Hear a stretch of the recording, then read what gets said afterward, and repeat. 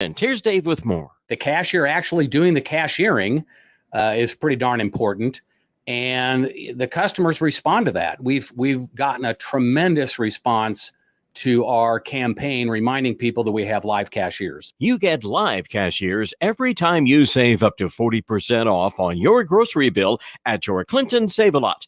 And as Dave always says, and we hope to see you soon. The Miller Media Group is looking for someone who's local in sales and wants to advance their career. We have an immediate opening for an account executive who understands the importance of small businesses to our local economy. Just bring your sales expertise to us and we'll train you with above average pay along the way. Prove yourself to us and you could be promoted to sales manager for our radio group with a great compensation package. It all starts with an email to sales@randyradio.com. That's sales@randyradio.com. We're an equal opportunity employer. CEO Paul Skowron here from Warner Hospital and Health Services in Clinton.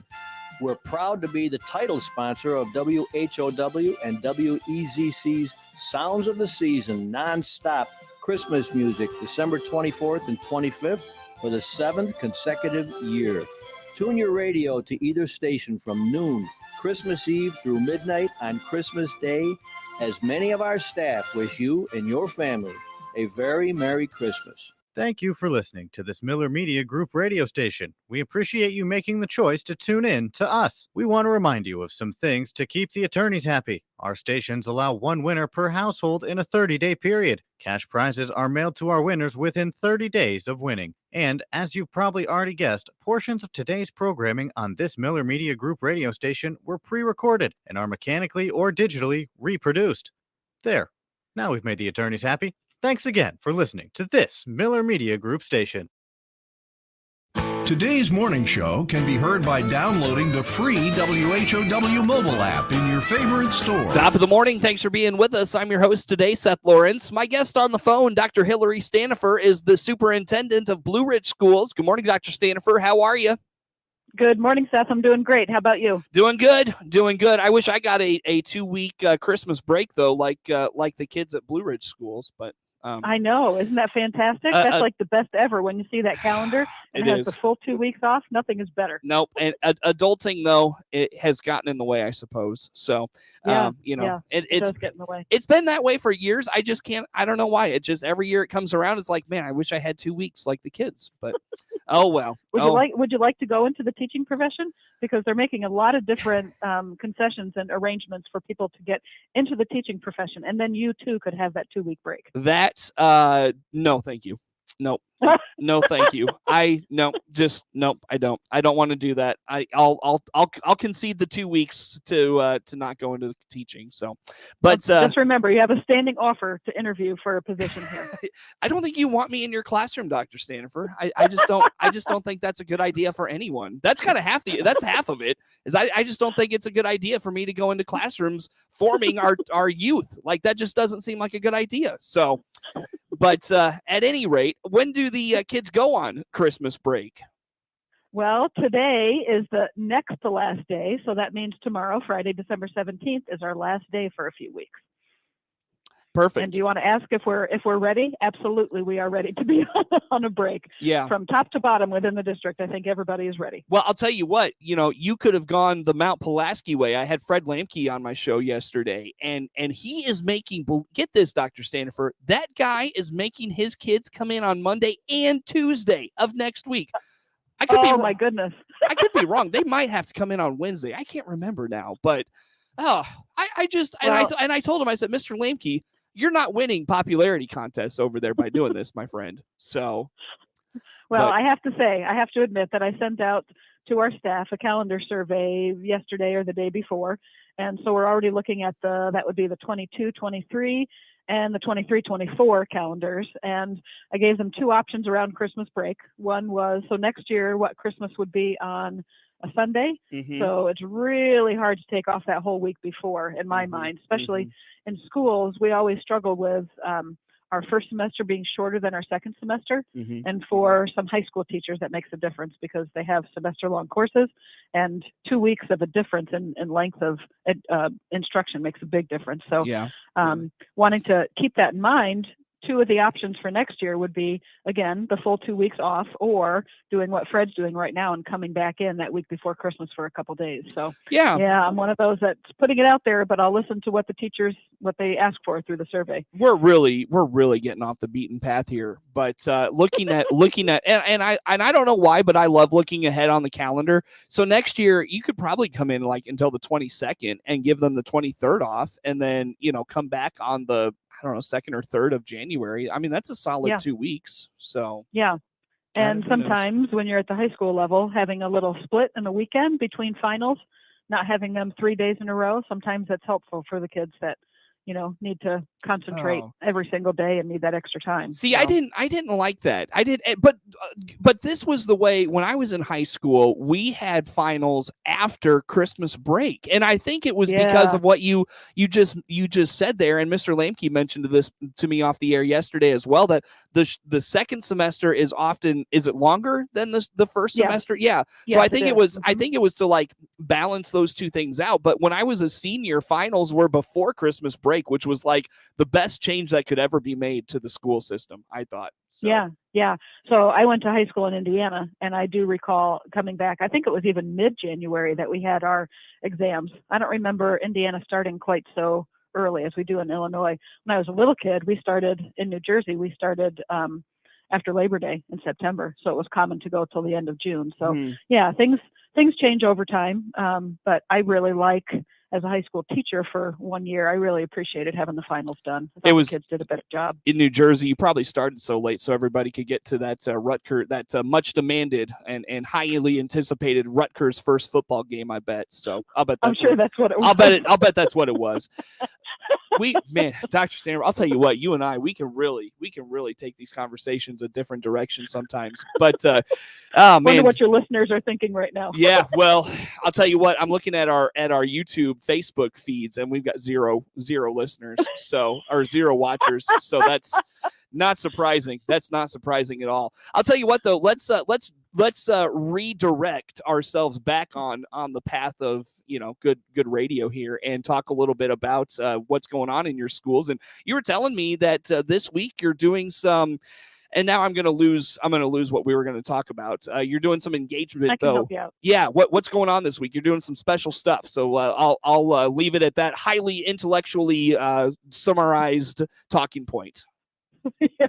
So one thing that I hadn't mentioned yet is we have our booster groups that are training our teachers to some pretty neat things. Like an example would be our group called Partners in Education, or PIE, at our elementary building. They have, like, for these 2 weeks approaching Christmas time, they have treated teachers to like a hot chocolate bar one day. There was, I think donuts were brought in another day. They each got a pair of socks one day. I mean, they are getting pampered like crazy. Now, I would not want to be an elementary teacher approaching during COVID, approaching Christmas. Things are really tough, but what PIE is doing is putting a smile on their faces every morning. So that's great. So, and other buildings are being treated by local churches to different things, but I wanted to do something in-house for our staff. And it actually started over the summertime, where we developed a program called the Night Challenge.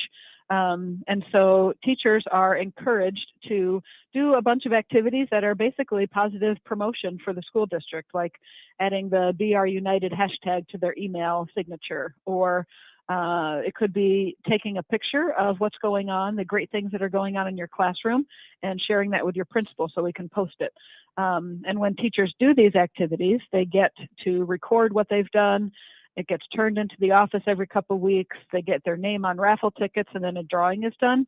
Teachers can win things like an Amazon gift card, or some local businesses. They might get a restaurant gift card, or sometimes the most valuable things are, I'll cover your supervision duty, or I'll let you leave school a half an hour early someday. So people have been getting these rewards all the way through the school year, but we have a lot of leftover raffle tickets. So yesterday, there was a special treat. We put all the leftover raffle tickets into one big box and mixed them up.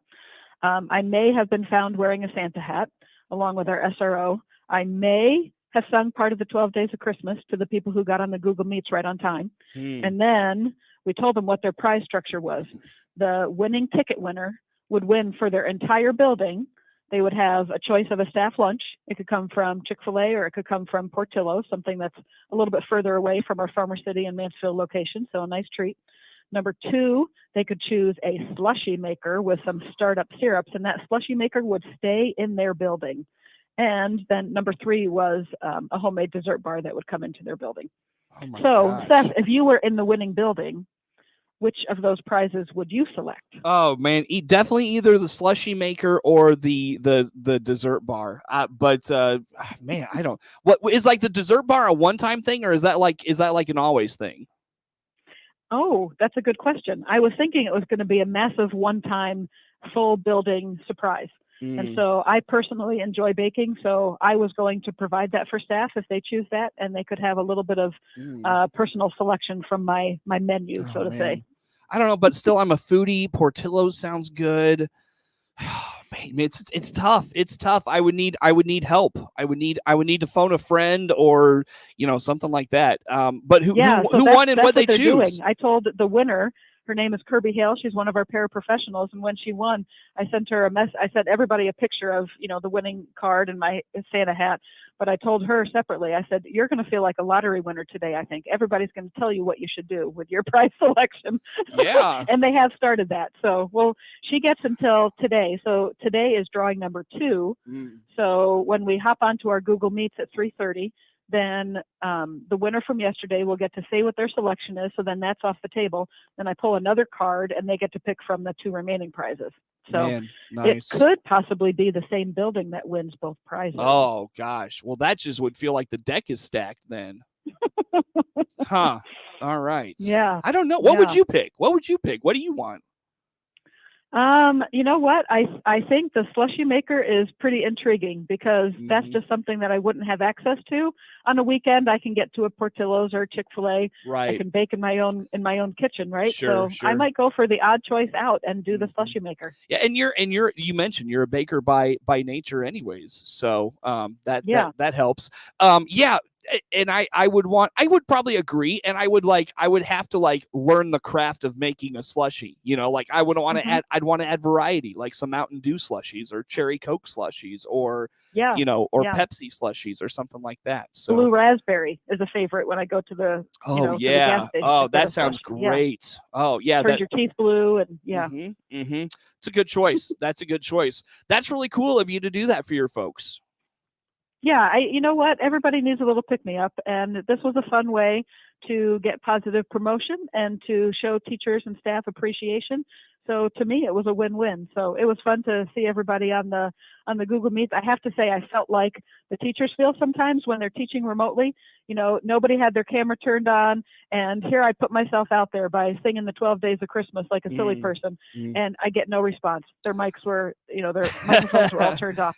So I said, hey, this is not fair. I just put myself out there. You're treating me like I'm at a classroom, and they're like, yep, that's what it feels like. And then some people gave the compliments. Oh yeah, that was nice, whatever. So it was kind of funny. Do you want to sing 12 Days of Christmas for us on the radio today? No, I think I would get shamed by my family if I did. Okay, gotcha. All right, very good. Yeah. Dr. Stanifer, let's take a break here, come back, and no more nice talk. We're going to dive into the hard-hitting issues, and we're gonna get after it when we come back. I'm just kidding. We can talk about whatever you want. Dr. Hillary Stanifer is the superintendent of Blue Ridge Schools, my guest on the phone, and more to come with her on the WHOW Morning Show.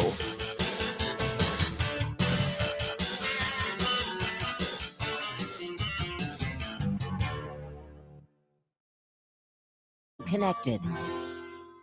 Let's check the markets now on the RFD Radio Network on this Thursday. I'm Jim Taylor. Corn steady, beans higher, wheat also higher at this hour. March corn 586.5 up 3/4. May corn up 1 1/4, 588.5. December 22 corn 544 1/4 up 0.5 penny. January beans 1275.5 up 13. March beans up 10 3/4, 1276. November beans 1248.5 up 7 3/4. March wheat 764.5 up 8.5. May wheat up 769. July wheat 762 1/4 up 5 1/4. January bean meal up 50 cents, 372.70. January bean oil 54.42 up 95 cents. In the livestock market at this hour, December live cattle up 30 cents, 135.30. January feeders 162.40. That's down $1.02. And February lean hogs at this hour 79.85 up $1.52. Look at the markets on this Thursday. Jim Taylor, RFD Radio Network. Dave Jackson here from your Clinton Save-A-Lot. We've dropped over 500 prices throughout the store. This is not a limited time event, but big savings every day. Find out how much you can save by clicking our icon at DeWittDailyNews.com. Peterson Insurance Services in Clinton is a 2014 Pekin Insurance Illinois Agency of the Year. Jay Peterson here from Peterson Insurance. Find out about Pekin's auto, home, or life insurance by clicking on our icon at DeWittDailyNews.com. The customs of Christmas. The real 12 days of Christmas have nothing to do with 2 turtle doves and a partridge in a pear tree. Actually, the 12 days is a period of time separating Christmas and Epiphany on January 6th. Epiphany is traditionally the date when the wise men arrive to give their gifts to the baby Jesus. Many countries, especially in Europe and South America, do not give gifts on December 25th. They wait until 12th night, January 6th, the 12th day of Christmas. Christmas to Epiphany, a celebration of 12 special days and another custom of Christmas. I'm Ryan. I'm the youth minister and young adults director at Decatur First Church of the Nazarene. We would like to invite you to come out and join us for our Christmas Eve service on Christmas Eve at 6 p.m. Please come out and join us. Tell Amazon Alexa, play WHOW Radio to hear the morning show and all our programming right there on your Amazon Echo. Once again, a good morning. Thanks for being with us. I'm your host today, Seth Lawrence, and on the phone with me is Dr. Hillary Stanifer, Superintendent of Blue Ridge Schools. Dr. Stanifer, I would normally start with the other things because they are higher priority, but your band is going to the Outback Bowl, and being a sports person myself, that sounds awesome. Talk about that. That sounds like a lot of fun. Yeah, so really exciting trip. We try to do a bowl trip every few years, and so the Blue Ridge Marching Knights will be going to the Outback Bowl and performing there in Tampa, Florida. They'll be leaving the day after Christmas, and hopefully everybody remains healthy.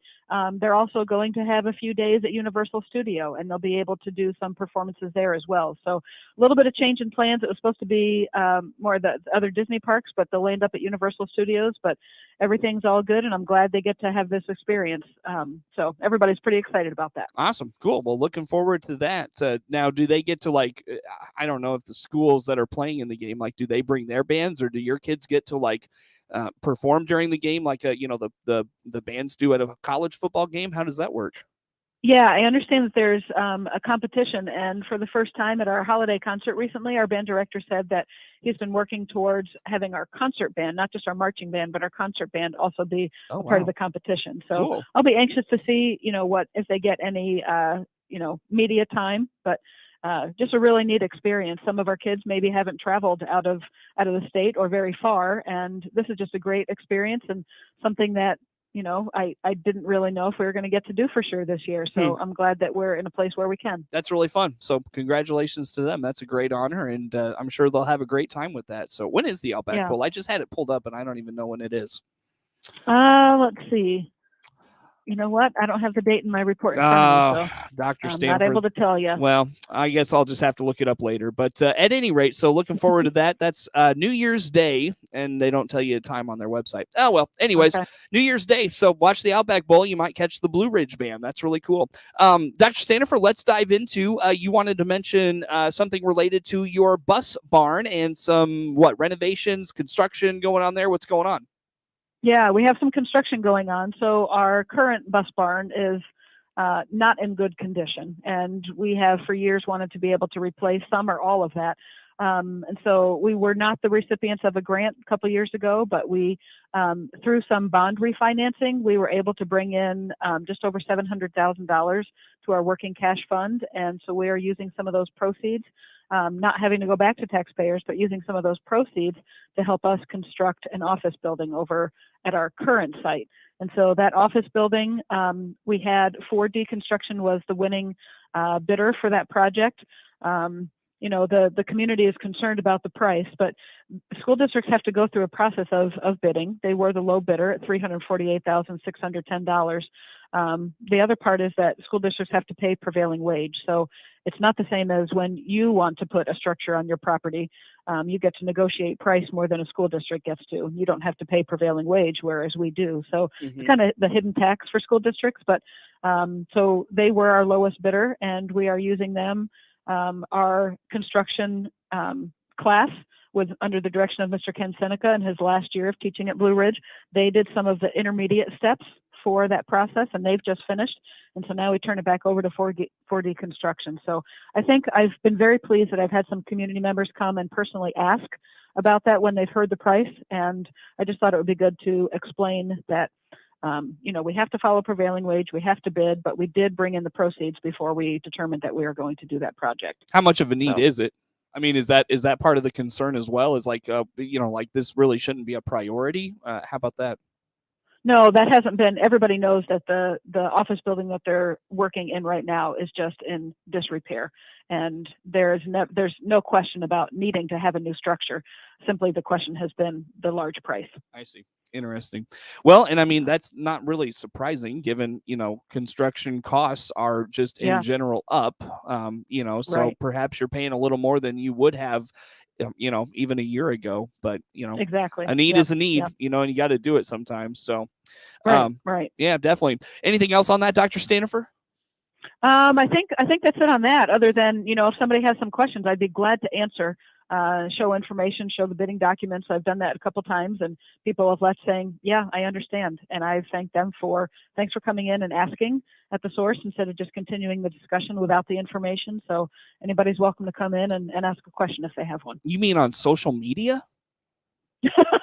They would not do that. People are so well behaved on social media and so informed, Dr. Stanifer. I find that hard to believe. Let's dive into summer school planning. We've only got a few minutes. I apologize, but what's going on here? Yeah, I'll just say that, it's really tough to ask a teacher right now, hey, can you come back and work over the summertime? But we are trying. We're trying our best to put together a few weeks of just morning only summer school right before school starts in August of 2022. So doing our best to see if we have some teachers who will help us out in that direction. And if we do, then we'll start contacting parents and getting seats filled. Very good. So that is on the agenda. Is summer school again about catching back up and continuing to, work through the challenges the pandemic has presented, or is this just a standard operating procedure? I don't know if I'd call it a standard operating procedure yet. Kids need their summertime. They need to be able to play too. But yeah, we are seeing still some concerns and wanting to make sure that we give kids kind of a boost, or like with our kindergarten group, we call it kindergarten jumpstart. We just want to make sure that we're looking at those priority standards.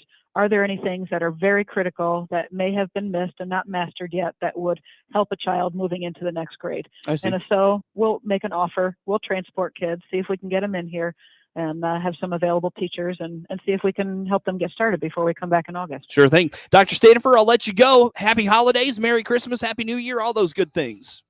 To you too, Seth. Thank you. Dr. Hillary Stanifer, Superintendent of Blue Ridge Schools, my guest on the phone. Network News is now.